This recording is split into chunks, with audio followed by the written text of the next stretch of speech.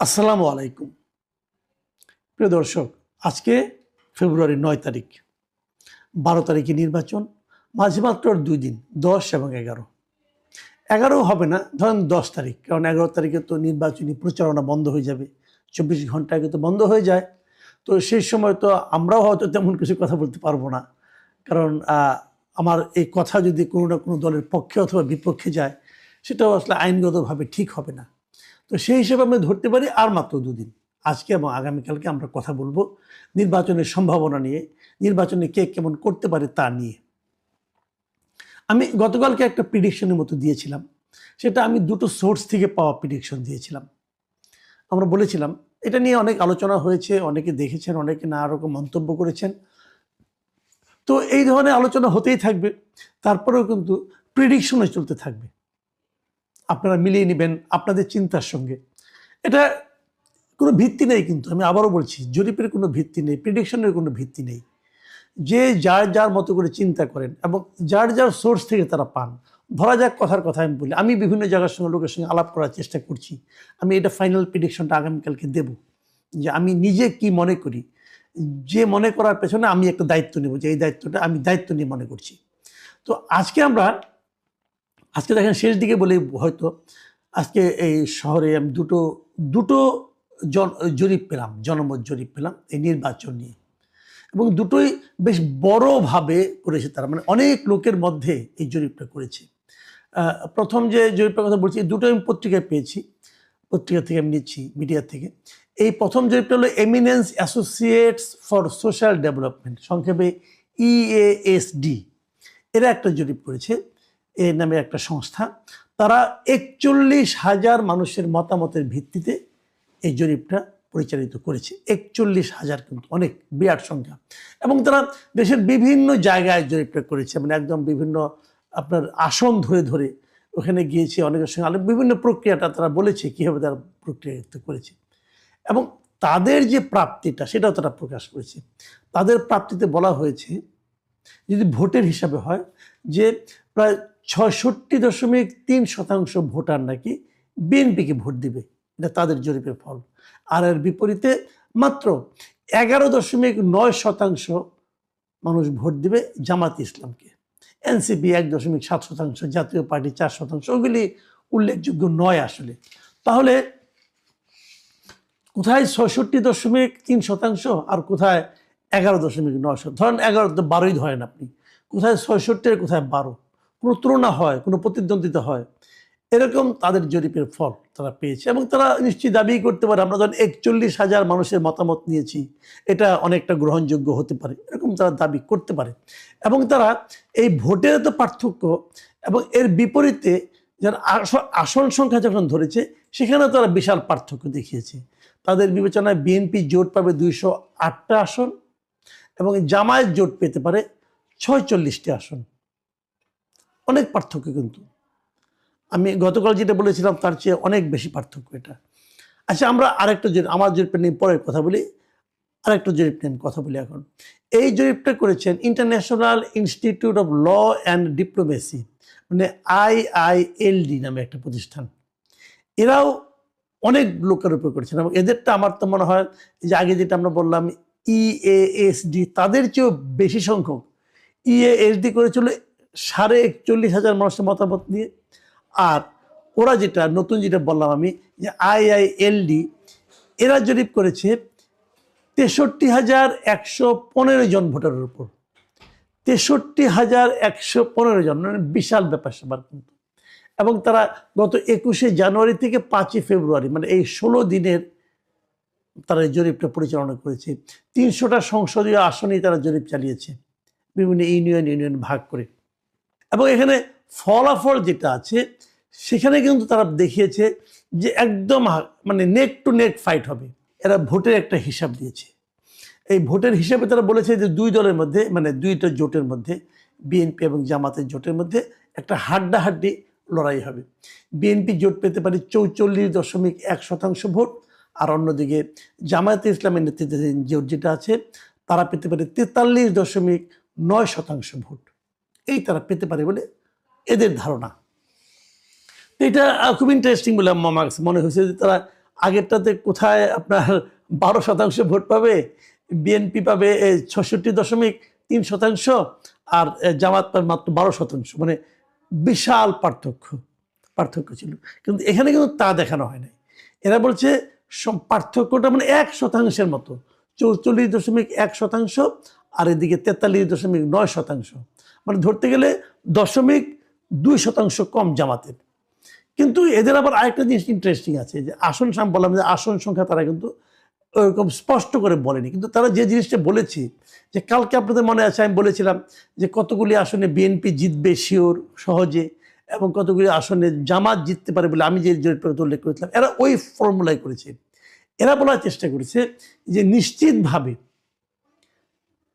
জামাতের জয়ের সংখ্যা হলো 105টা আসনে, মানে 105টা আসনে জামাতের জয়ে তাদের মধ্যে কোনো সন্দেহ নাই।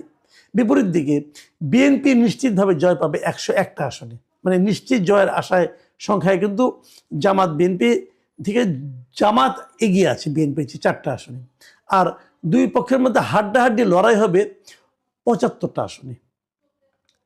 খেয়াল করুন, তাহলে কিন্তু হাড্ডাহাড্ডি লড়াই পাওয়া গেল 75টা আসনে, আর 19টা আসনে স্বতন্ত্র প্রার্থীরা হয়তো জয়লাভ করবে। একদম তারা হিসাব মিলিয়ে দিয়েছে। তো যদি এই জরিপটাকে আমি ধরি, তাহলে কিন্তু জামাতের জয়ের একটা সম্ভাবনা আমি দেখতে পাচ্ছি এখানে। আপনার মনে আছে ওনারা বলেছেন যে জামাতের নিশ্চিত আসন হলো 105টা, আর গতকালকে আমি বলেছিলাম যে জামাতের নিশ্চিত আসন হচ্ছে 51টা, মানে অনেক পার্থক্য কিন্তু। আর গতকালকে আমি বলেছিলাম আমি যে জরিপটা দিয়েছিলাম একটা পত্রিকার রেফারেন্স, নিশ্চয়ই মনে আছে আপনাদের, সেই রেফারেন্সে ওরা বলেছিল যে বিএনপি নিশ্চিত জিতবে 88টায়, আর এদের জরিপে দেখা যাচ্ছে বিএনপি নিশ্চিত জিতবে 101টা আসনে। আর হাড্ডাহাড্ডি লড়াই আমি বলেছিলাম 132টা আসনে, আর এরা হাড্ডাহাড্ডি লড়াই করাচ্ছে 75টা আসনে। তো দেখেন, আমি 3টা জরিপের কথা বললাম, আপনি যদি 3টাই বিশ্বাস করতে চান তাহলে তো আপনার মাথা খারাপ হয়ে যাবে। আমি গতকালকে 2টো জরিপ দিয়েছিলাম, একটা আমি বাদ রাখছি। আমি আর একটা পত্রিকার একটা হিসাব দিয়েছিলাম, ওটা আমি বললাম শেষে। ওটার সঙ্গে এই যে আজকে যে দুটোর কথা বললাম, যে একটা হলো IILD এবং আরেকটা হলো EASD, এই যে 2টা প্রতিষ্ঠানের জরিপ, আর অনেক টাকা পয়সা খরচ করেছে। একটাতে প্রায় 64,000 লোক, আরেকটাতে 41,000 লোক, এত লোককে কথা বলেছে। তো এত ডিফারেন্স কেন হবে, এত পার্থক্য কেন হবে? একজন বলছে মানে EASD, তারা বলছে জামাত পেতে পারে 46টা আসন, আর ওখানে বিএনপি পেতে পারে 208টা আসন, বিশাল ডিফারেন্স। আর পরেরটায় দেখা যাচ্ছে যে জামাতেরই বরং একটু বেটার হচ্ছে অবস্থানটা, মানে 105টা আর 101টা নিশ্চিত, আর হাড্ডাহাড্ডি 75। তো যোগ করলে 75 যদি অর্ধেক ধরি, তত জামাতে এগিয়ে যাচ্ছে। তো এই যে ডিফারেন্স, এটা কেন? আমি কিন্তু বহুদিন বলেছি যে জরিপ জিনিসটা না অনেকটা ওই যে পত্রিকার রাশিফলের মতো, পড়তে মজা লাগে, আলোচনা করতে মজা লাগে, কিন্তু এর উপর নির্ভর করা যায় না। আমার এবারও মনে হচ্ছে তাই হবে, নির্ভর করা যায় না। আমি নিজেও ভাবছি শেষ দিনের মতো আজকে আপনাদের এই অনুষ্ঠানটা মানে আপ করার পর আমি আজকে আমার নিজের চ্যানেলে আরেকটা জরিপ দেব আমি, এবং এটা হয়তো আমি কালকে ওইটা নিয়ে এবং অন্য অন্য বিষয় নিয়ে আলোচনা করব। আমি কি পেলাম মাঠ থেকে সেই আলোচনাটা করব, এবং আমার এই অনলাইন জরিপে কি হয় সেটাও আলোচনা করব। তো এই যে জরিপের এত পার্থক্যটা হচ্ছে, এখন এখানে কিন্তু অনেকে ভাবতে পারেন যে কোন প্ল্যাটফর্মে হচ্ছে এটা ইম্পর্টেন্ট, অথবা কারা করছে এটা ইম্পর্টেন্ট, কারোর দ্বারা প্রভাবিত হয়ে করছে কিনা এটাও একটা জরুরি ব্যাপার। অনেক সময় হয় না এরকম যে টাকার বিনিময়ে অনেকে জরিপ করে দেয়, বিশেষ একটা পার্টিকে একটু ভালো অবস্থানে দেখিয়ে দেওয়া, একটা হিউজ অ্যামাউন্টের টাকা তারা হয়তো অনেকে ব্যয় করে, সেটাও হতে পারে। কোন জরিপ কেন হয়েছে আমি বলতে পারবো না। তবে এই পর্যায়ে এসে আমি একটা কথা বলে শেষ করবো, সেটা হলো গিয়া নির্বাচন তো হয়ে যাবে, 12 তারিখে নির্বাচন হবে, তারপর কি হবে? তারপর কি হবে সেটা আমি আগেও বলেছি, আবারও বলি আরেকবার। সেটা হলো নির্বাচনের পর প্রথম যে সমস্যাটা হবে সেটা হলো নির্বাচনের ফল প্রকাশ নিয়ে একটা আলোচনা এরই মধ্যে আসছে। ইলেকশন ইঞ্জিনিয়ারিং কি হবে? এই আলোচনাটা আসতো না। এই আলোচনাটা আসার পেছনে মূলত যেটা কাজ করছে আমি মনে করি সেটা কাজ করছে এই তত্ত্বাবধায়ক সরকারের কিছু কর্মকাণ্ড। এই তত্ত্বাবধায়ক সরকারের প্রধান উপদেষ্টা ডক্টর ইউনূসের যে প্রেস উইং, সেই press secretary mister Shafiqul Alam আরও আগে বেশ কয়েকদিন আগে উনি বলেছিলেন এবার নির্বাচনের ফল ঘোষণা করতে দেরি হবে। এই যে কথাটা না, এটা হলো ম্যাজিক সেন্টেন্স। এই সেন্টেন্সের কারণে, এই একটি বাক্যের কারণে পুরো দেশের ভোটারদের মধ্যে, প্রার্থীদের মধ্যে একটা আতঙ্ক ঢুকে গেছে। দেরি কেন হবে? দেরি হওয়ার কি কারণ থাকতে পারে?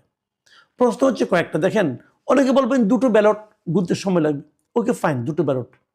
আপনার বলেন তো, যখন মেয়রের সিটি কর্পোরেশন নির্বাচন হয় তখন ব্যালট থাকে কোটা?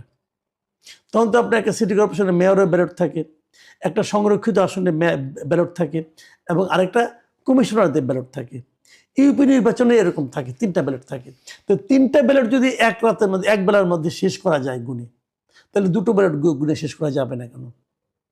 প্রত্যেকটা কেন্দ্রে প্রিজাইডিং অফিসার, পোলিং অফিসার এর সংখ্যা তো সমান, তাহলে এটা যাবে না কেন? আর তার উপর এই ব্যাপারে আগে ভাগেই প্রেস সেক্রেটারি কেন এই কথাটা বলেন? এটা কি প্রেস সেক্রেটারি বলার বিষয়? নির্বাচনে ভোট গণনা আগে হবে না পরে হবে, দেরি হবে না হবে, তাড়াতাড়ি হবে, রাতে হবে না সকালে হবে, এই বিষয়গুলো তো প্রকাশ করবেন নির্বাচন কমিশন, সরকার তো না।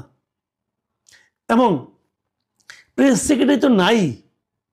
উনি যার প্রেস সেক্রেটারি, মানে মিস্টার ডক্টর ইউনুস, ওনারও তো এখতিয়ার নাই বলার এই যে নির্বাচনের রেজাল্ট ঘোষণা করতে দেরি হবে কি তাড়াতাড়ি হবে, উনিও বলতে পারেন না।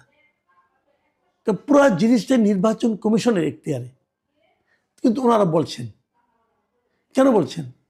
এই যে কেন বলছেন, এই প্রশ্নের উত্তর খুঁজতে গেলে প্রথমেই মনে আসে যে তাহলে কি ইলেকশন ইঞ্জিনিয়ারিং এর একটা সম্ভাবনা আছে? ইলেকশন ইঞ্জিনিয়ারিং জিনিসটা কি, আমি সহজভাবে বলি, আমি তো বোঝানোর দরকার নাই, আমি সহজভাবে বলি। সেটা হলো, আপনি ভোট দিয়ে আসলেন, কিন্তু যা ভোট দিলেন, যে ভোটটা হলো, সেই ভোটটাই ফল হিসাবে কি প্রকাশিত হবে, নাকি কেউ মাঝখানে অন্য কিছু প্রকাশ করে দেবে? মাঝখানে কি দুদিন ফলগুলো আটকে রেখে তারপরে প্রকাশ করা হবে? যখনই ফলগুলো আটকে থাকবে, যখনই ফল প্রকাশে বিলম্ব হবে, তখনই কিন্তু মানুষের মধ্যে সন্দেহটা আরো দানা বাঁধবে। আচ্ছা, যদি সরকার ইলেকশন ইঞ্জিনিয়ারিং করতে চায়, তাহলে কোন দিকে করতে পারে, কার পক্ষে করতে পারে? আপনারা ভেবেছেন একবার? কার পক্ষে করবে? জাতীয় পার্টির পক্ষে, নাকি ইসলামী আন্দোলনের পক্ষে? না, তাদের পক্ষে না। সম্ভাব্য দিক হলো কি, সন্দেহের তালিকা যারা থাকে, এটা হলো জামাতে ইসলাম, এনসিপি, এদের প্রতি এই সরকারের একটা বিশেষ, মানে আপনার এক ধরনের ভালোবাসা প্রকাশিত এরই মধ্যে।